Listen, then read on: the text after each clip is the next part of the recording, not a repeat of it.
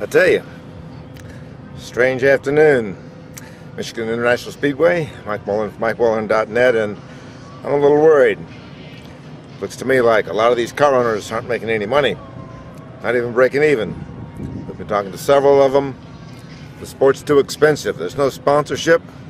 What's going to happen to Richard Petty next year? What are those guys going to do? They tried to do a Dodge deal. Dodge pulled out. Dodge is leaving a sour taste in my mouth, the way they're handling this whole thing, the way they mishandled the whole thing. All those engine guys down there in Roger Penske's shop, and don't know what's going to happen to them. Now we're hearing James Finch might have to cut back his schedule. No sponsor on the car here. First lap on the racetrack, and an oil line or water line broke, and Kurt Busch is in the wall. Another car, they went to a backup. It's pretty expensive even when things are going right. Mark Martin, bright spot. 53 years old.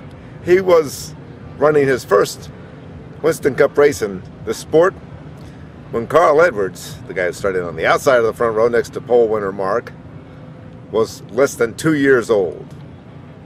Wow, that says something. Carl was making a joke. Hey, I used to have Mark Martin dolls when I was growing up.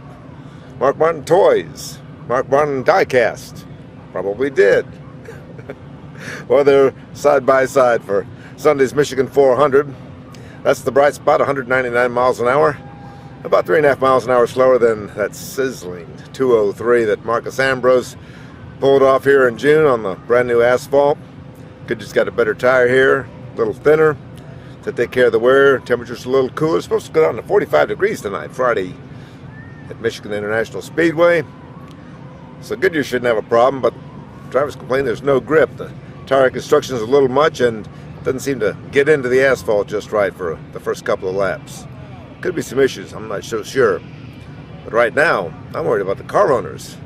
If we don't have car owners, we don't have a sport. I was told by one crew chief that the demarcation line between those making it and not making it is at Juan Pablo Montoya's mark, 22nd in the points. The guys ahead of him in the points are making money. He's making money, at least breaking even. Target's doing pretty good. Those below, not so good at all. That's like half the field. In fact, that might be more than half the guys that show up for races here. Starting parks, well, you can talk about them. I don't even think a lot of these guys don't even have enough money to start and park anymore. They used to run until their engine blew up and there were some cautions. Now they can't even afford to do that. It's a little weird. We're trying to get to the bottom of it. A lot of teams appear to be in some trouble. No sponsorship, not good enough sponsorship, and I don't know what Detroit's going to do. Interesting story in Forbes magazine this week about General Motors maybe going bankrupt. I don't know about that. I've got to finish reading that article. Dodge pulls out. Chrysler Fiat didn't like NASCAR, but Chevy, Ford, Toyota, man. Somebody in the big offices has to be taking a second look at the sport and saying, are we really getting our money's worth? I think they are. Cheaper twice the price.